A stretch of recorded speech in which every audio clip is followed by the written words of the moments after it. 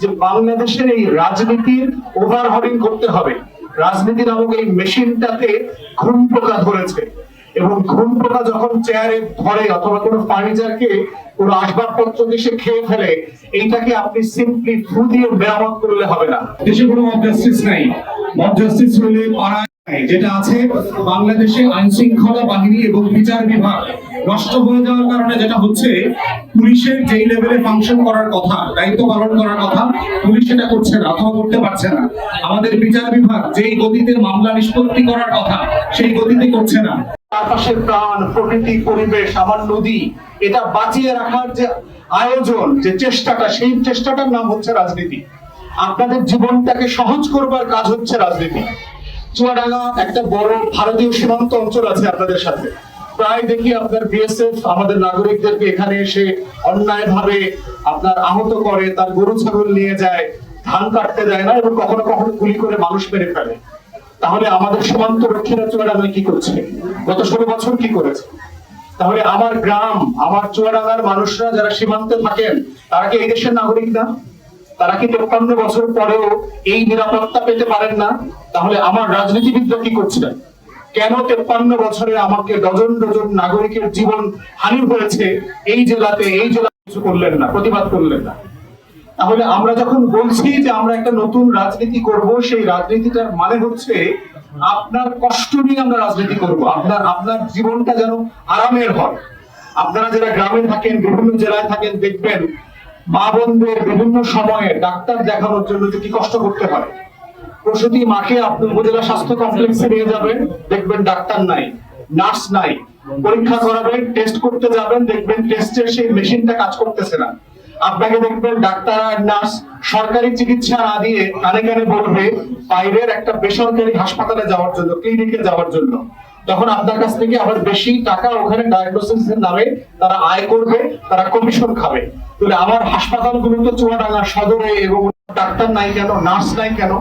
তাহলে আমার মা বোনদেরকে চিকিৎসা করবার জন্য, আমার মানুষদেরকে, আমার নাগরিকদেরকে চিকিৎসা সেবা দেওয়ার আয়োজনটা নাই কেন? কেন আপনি দেখবেন আমাদের প্রত্যেকটা স্বাস্থ্য কমপ্লেক্স, উপজেলা স্বাস্থ্য কমপ্লেক্সের পাশেই আধা কিলোমিটার 1 কিলোমিটারের মধ্যে বিভিন্ন ক্লিনিক, ডায়াগনস্টিক সেন্টার হচ্ছে? এর মানেটা কি? তাহলে রোগী যাচ্ছে সরকারি হাসপাতালে, কিন্তু সেখানে চিকিৎসা নাই, তাকে বাধ্য করে পাঠানো হচ্ছে বেসরকারি হাসপাতালে, যেটার নাম হচ্ছে ব্যবসা, পুঁজি। তাহলে আমার জীবন, আমার নাগরিকদের জীবনকে সহজ করবার কোনো আয়োজন আমরা দেখতে পাচ্ছি না। আপনার জেলার স্কুল ও কলেজের অবস্থা দেখলাম। এই জেলার স্কুল কলেজের কিন্তু একসময় অনেক ঐতিহ্য ছিল। ব্রিটিশ আমলে অনেক বড় বড় স্থাপনা কিন্তু আপনাদের চুয়াডাঙ্গাতে হয়েছে। আমাদের ট্রেন আমলের ট্রেন স্টেশন দর্শনা সম্ভবত বাংলাদেশের এই অঞ্চলে প্রথম স্টেশন, যেটা 1859 সালে হয়েছে। তো সেই ট্রেন স্টেশনকে ঘিরে আমার পুরো জেলাতে ট্রেন লাইন তৈরি হইল না কেন? ঢাকা থেকে আসতে 230 কিলোমিটার কেন আমাকে 5 ঘন্টা 6 ঘন্টা ট্রেন জার্নি করতে হবে?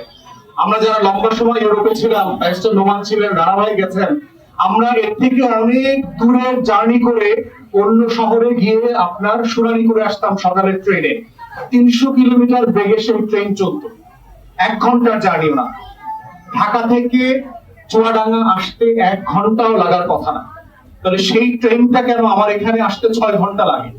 এবং কখনো কখনো আপনি দেখবেন ঈদের মৌসুমে আপনি টিকিট পাবেন না, কালো বাজারিদের হাতে আপনি জিম্মি হয়ে গেছেন। তবে সেই সেবাটা কোথায়? রাস্তায় দেখলাম আপনার এখানে ফ্লাইওভার হচ্ছে ট্রেন স্টেশন, ট্রেন লাইনের উপর দিয়ে।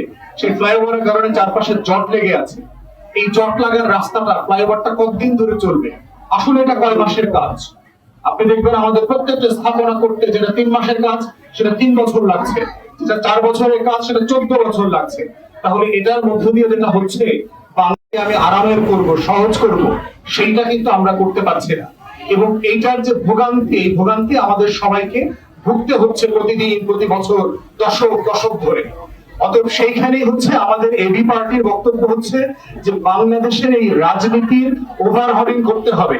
রাজনীতি নামক এই মেশিনটাতে ঘুম পোকা ধরেছে, এবং ঘুম পোকা যখন চেয়ারে ধরে অথবা কোনো ফার্নিচারকে, কোনো আসবাবপত্র এসে খেয়ে ফেলে, এইটাকে আপনি সিম্পলি ফু দিয়ে মেরামত করলে হবে না।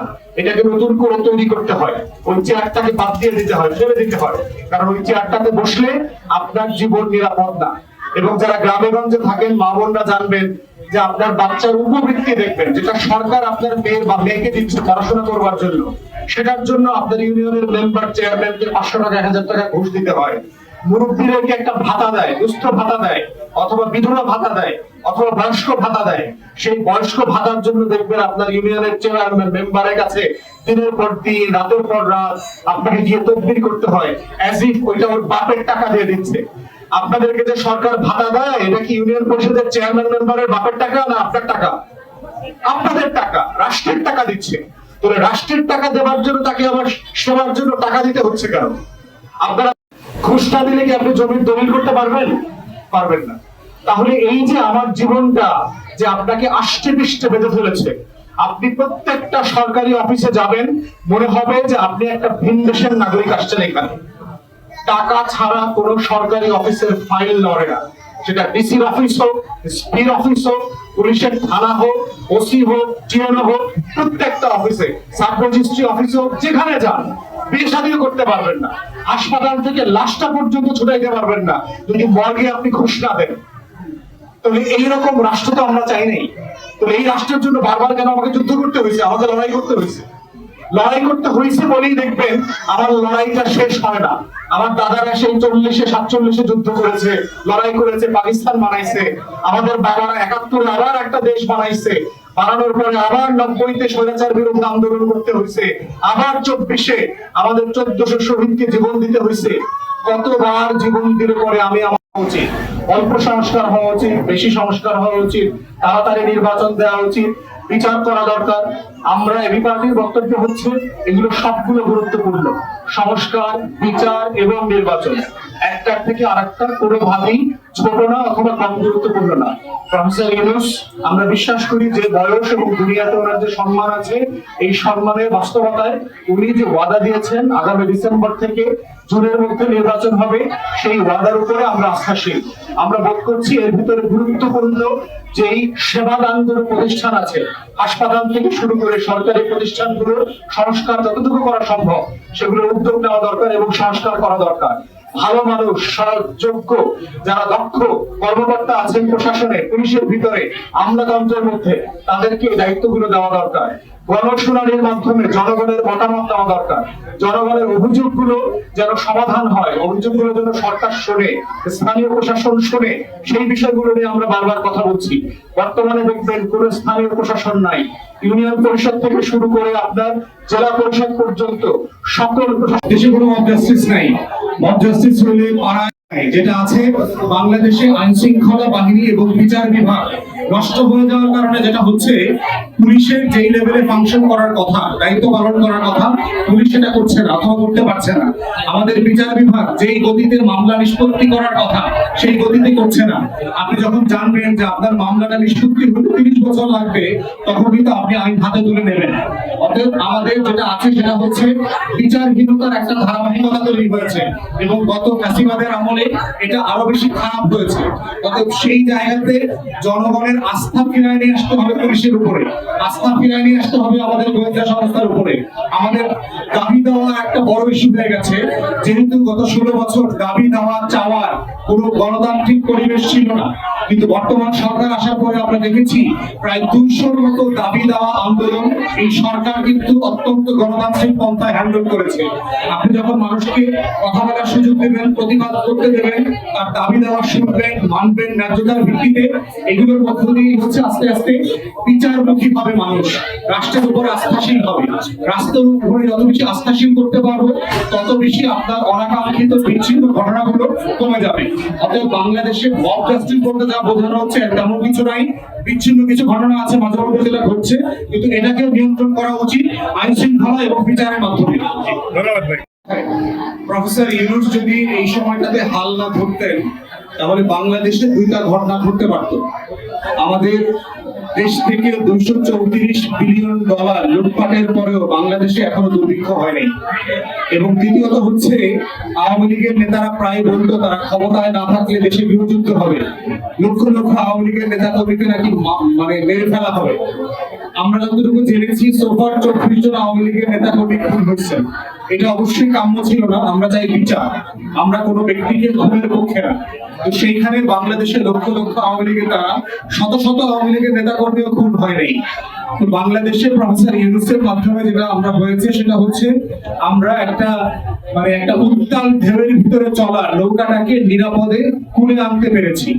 এবং সরকার যে অবস্থায় আওয়ামী লীগের ফাঁসিবাদ আমাদেরকে যেখানে রেখে গেছে, সেখানে বাস্তবতায় গৃহযুদ্ধ আমাদের এখানে হয় নাই, দুর্ভিক্ষ হয়নি। এখন প্রশ্ন হচ্ছে, আমরা যা যা কামনা করেছি আমাদের আকাঙ্ক্ষা কি সবকিছু পূরণ হচ্ছে? না, হচ্ছে না। একটা জিনিস মাথায় রাখতে হবে যে বাংলাদেশ রাষ্ট্রটাকে কিন্তু আওয়ামী লীগ ভেঙে দিয়ে গেছে। আমার টোটাল পুলিশ প্রশাসন ভেঙে গেছে, আমার আইন শৃঙ্খলা বাহিনী, আমার গোয়েন্দা সংস্থা, আমার সশস্ত্র বাহিনী, আমার আমলাতন্ত্র, রাষ্ট্রের প্রত্যেকটা ডিপার্টমেন্ট ভেঙে চুরে খান হয়ে গেছে। কোথাও আপনার পেশাদারিত্বের সাথে কাজ করবার মতো ভালো কর্মকর্তা কর্মচারী এখন নাই। দলীয় নিয়োগের মাধ্যমে যেটা হয়েছে, সব জায়গাতে আপনার ঘুষ এবং করাপশন, দুর্নীতি প্রাতিষ্ঠানিক রূপ পেয়েছে গত 16-17 বছরে। তাই সেই জায়গা থেকে প্রফেসর ইউনূস যেটা করছেন, রাষ্ট্রটাকে একটু ট্রেনের লাইনে উঠায় দেওয়া, যে এটা স্লিপ করে ফেলেছে ট্রেনের লাইন থেকে রাষ্ট্রটা, দেশটা। তো তিনি সেটা করছেন এবং ইতিমধ্যে আমরা দেখতে পাচ্ছি দেশের অর্থনীতি কিন্তু ঘুরে দাঁড়াচ্ছে, আমাদের রপ্তানি বাড়ছে, আমাদের রেমিটেন্স বেড়েছে, আমাদের বিদেশ থেকে আমদানি করবার আগ্রহ বাড়ছে। এবং গত মাসে আপনারা দেখেছেন, ঈদের মাসে বাংলাদেশের ইতিহাসে এক মাসের হিসেবে সবচেয়ে বেশি পরিমাণ টাকা বিদেশ প্রবাসীরা পাঠিয়েছেন, $3.2 বিলিয়ন, $3.2 বিলিয়ন পাঠিয়েছেন, যেটা দিয়ে আপনি পদ্মা সেতুর থেকে একটা বেশি কিছু করতে পারবেন। এই পরিমাণ টাকা মার্চ মাসে শুধু আসছে।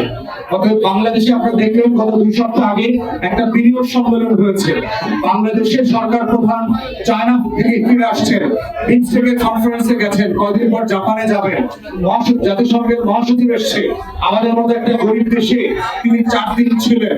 অর্থাৎ বুঝতে হবে যে বাংলাদেশের ব্যাপারে দেশে বিদেশে কি পরিমাণ আগ্রহ তৈরি হয়েছে। অতএব এইটাকে যদি আমরা ধরে রাখতে পারি, একটা স্থিতিশীল গণতান্ত্রিক মূল্যবোধ তৈরি করতে পারি, তাহলে বাংলাদেশকে আমরা যেখানে নিতে চাই, আমাদের যে 71-এর মুক্তির লড়াই, 24-এর গণ অভ্যুত্থানের লড়াই, এই অঙ্গীকারের ভিত্তিতে আমরা সে নতুন বাংলাদেশটা তৈরি করতে পারবো বলে আমরা মনে করছি। ভাই, বর্তমানে চোখ হারিয়েছে, অন্ধ হয়ে গেছে, তাদের জীবনের সাথে বেইমানি করা। তাই আমরা বোধ করছি গণতদন্ত কমিশনের মাধ্যমে, গণশুনানির মাধ্যমে, জনগণের মতামতের উপরে ভিত্তি করে এই ব্যাপারে একটা ঐক্যমত তৈরি করে সিদ্ধান্ত নেওয়া উচিত। প্রয়োজনে আমরা গণভোটে যাওয়ার কথাও বলেছি, যে আওয়ামী লীগের ব্যাপারে জাতি কি মতামত দিচ্ছে, সেই মতামতের উপরে ভিত্তি করে আওয়ামী লীগের ব্যাপারে আমাদের রাজনীতি অথবা নির্বাচন থেকে তাকে বাহিরে রাখার সিদ্ধান্ত নিতে হবে। ভাই, গণ অভ্যুত্থানের অন্যতম একটা জায়গা হচ্ছে গণ অভ্যুত্থানের পরাজিত শক্তিকে আপনি কিভাবে ডিল করবেন। সেই ব্যাপারে আমরা বলেছি যে একটা গণ তদন্ত কমিশন করবার জন্য মতামতের ভিত্তিতে করা দরকার। কারণ এত বড় একটা এন্টিটিকে আপনি সিম্পলি আউটরাইট একটা কাগজ দিয়ে, নির্বাহী আদেশ দিয়ে বাতিল করলে চলবে না। আমরা এই জন্য গণ তদন্ত কমিশনের প্রস্তাব করেছি, যেটা আপনার নাগরিক সমাজের প্রতিনিধি, রাজনৈতিক দল, মানবাধিকার কর্মী, ইভেন বিদেশি যারা এক্সপার্ট আছেন, বিভিন্ন দেশের মডেলে এটা হতে পারে। এবং এটা উন্মুক্ত হতে হবে। মার্কিন যুক্তরাষ্ট্রের কংগ্রেশনাল হিয়ারিং যেভাবে হয়, সিনেট হিয়ারিং যেভাবে হয়, এভাবে হতে পারে। এবং সেটা পিটিভিতে লাইভ করতে হবে, সারা দেশবাসী যেন দেখতে পায় যে আসলে কি হচ্ছে। এবং সেখানে আমরা রাজনীতিবিদদের পাশাপাশি নাগরিক সমাজও নিবন্ধন করে মতামত দিতে পারি। তারা আসলে, আমরা চাই যে একটা উন্মুক্ত পদ্ধতিতে আমরা মানুষের মতামত দিই, নাগরিকদের মতামত দিই। তারা আসলে আওয়ামী লীগ জাতীয় পার্টি এবং 14 দলকে কিভাবে দেখতে চায়, পুরোপুরি নিষিদ্ধ আকারে দেখতে চায়, সাময়িক নিষিদ্ধ আকারে দেখতে চায়, বিচার হওয়া পর্যন্ত নিষিদ্ধ আকারে দেখতে চায়, তাদের বিচার চায়, যাদের বিচার হবে শুধু তাদেরকে নিষিদ্ধ করা হবে। আওয়ামী লীগের রাজনীতি থাকবে, কিন্তু আপনি তাকে নির্বাচন থেকে নিষিদ্ধ করবেন, কোন ফর্মে যাবেন সেটা আমরা বোধ করছি যে একটা প্রসেস পদ্ধতি এটা করা উচিত। ততদিন পর্যন্ত আওয়ামী লীগের রাজনীতি করতে দেওয়ার কোনো রাইট থাকা উচিত না, কারণ গণ অভ্যুত্থানের পরাজিত শক্তিকে আউটরাইট রাজনীতি করতে দেওয়া মানে হচ্ছে 24-এর গণ অভ্যুত্থানের 1400 শহীদের রক্তের সাথে বেইমানি করা। 24,000 মানুষ যারা প্রতিবন্ধী হয়ে দিন থেকে চলছে যে অল্প সংস্কার না বেশি সংস্কার, স্থানীয় নির্বাচন আগে না জাতীয় নির্বাচন আগে, আমরা বোধ করছি এগুলোর কোনগুলোর বিষয়ে আসলে দ্বন্দ্ব নাই। কোন নির্বাচনটা আগে করবেন, প্রফেসর ইউনূস ইতিমধ্যে আপনার জাতীয় ঐক্যমতের একটা কমিশন করে দিয়েছেন, যারা বিভিন্ন রাজনৈতিক দলের সাথে বিভিন্ন বিষয়ে মতামত দিচ্ছেন। এবং আমরা মনে করি বাংলাদেশে যেহেতু এখন কোন স্থানীয় প্রশাসন নাই, আপাতত যেটা করা দরকার সেটা হচ্ছে ফ্যাসিবাদ বিরোধী আন্দোলনে সক্রিয় ছিল এমন যারা কাউন্সিলর আছেন, যারা বিএনপি থেকে জামাত থেকে স্বতন্ত্র নির্বাচিত হয়েছেন, যাদের বিরুদ্ধে কোনো ফৌজদারি অপরাধের কোনো নাই, কোনো মানে এলিগেশন নাই, তাদেরকে আপাতত প্রশাসক হিসাবে দায়িত্ব দেওয়া যেতে পারে। এবং ইতিমধ্যে ফ্যাসিবাদ বিরোধী, তৃণমূল বৈষম্য বিরোধী যে কাউন্সিলর এবং পৌর কাউন্সিলরদের, সিটি কর্পোরেশন কাউন্সিলরদের অ্যাসোসিয়েশন আছে, তাদের সাথে আমরা একসাথে কাজ করছি। এবং স্থানীয় প্রশাসনের যে দায়িত্ব সেই উপদেষ্টা আছেন আসিফ মাহমুদকেও আমরা ইতিমধ্যে অনুরোধ করেছি যে একটা উপকমিটি করে একটা নীতিমালার ভিত্তিতে তাদেরকে প্রশাসক করা দরকার। বাকি যেখানে যে পদগুলো খালি থাকবে সেখানে স্থানীয় বিবেচনায় আপনার নাগরিক কমিটি অথবা নাগরিক সমাজের গুরুত্বপূর্ণ ব্যক্তিদেরকে যারা সম্মানজনক, সম্মানিত এলাকাতে এবং কোনো অভিযোগ নাই, এমন একটা টিম করে দেওয়া যেতে পারে যে স্থানীয় যে সেবাগুলো বিঘ্নিত হচ্ছে সেই সেবাগুলো যেন প্রদান করা যায়। এবং এই ব্যাপারে হচ্ছে ঐক্যমত জরুরি, ঐক্যমত কমিশন এই ব্যাপারে মতামত দিতে পারে। আর আমরা যদি জাতীয় ঐক্যমতের ভিত্তিতে এই সিদ্ধান্ত হয় যে স্থানীয় নির্বাচন